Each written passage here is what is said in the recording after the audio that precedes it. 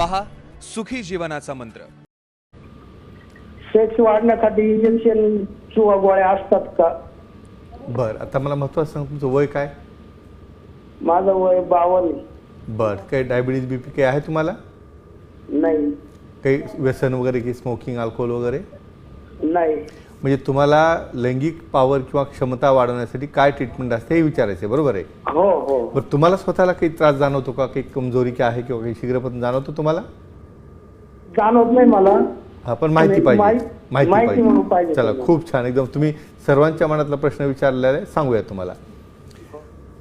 Routine ओपीडीचा अनुभव सांगतो तुम्हाला. म्हणजे एवढा शो पाहून देखील की 2-2 वर्षानंतर मी आलो. म्हणजे 2 वर्ष का नाही आले तुम्ही? हो, बरोबर आहे. तो म्हणे मला संकोच वाटला, मला वाटलं की कसं जाऊ त्या ठिकाणी, कसं डॉक्टरांना भेटू, बरं मी सांगू कसं काय. बरं, इव्हन हे सगळे एज्युकेटेड हा.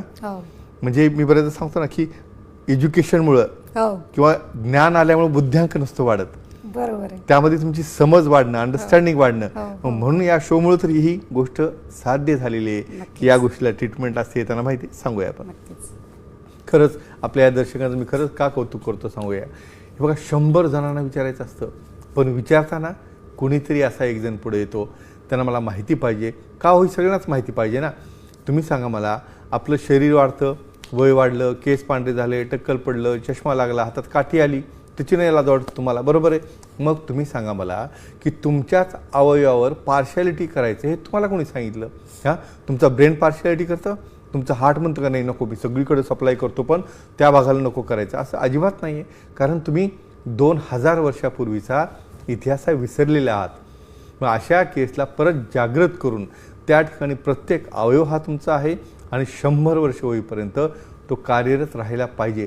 आणि काही जणांना काय वाटतं की आपले पर्सनल पार्टचं काम फक्त ॲक्ट आहे, असं अजिबात नाही.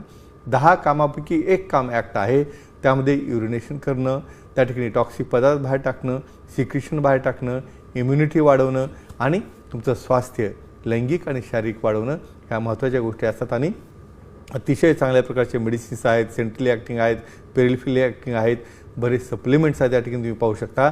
आणि गरज पडल्यास पी शॉट, हायफेम किंवा बऱ्याचदा हायफेम थेरपी आणि त्या ठिकाणी पल्स थेरपी आहेत, वेव्ह थेरपी आहेत, ते वापरून देखील तुम्हाला अतिशय छान रिझल्ट देता येतो.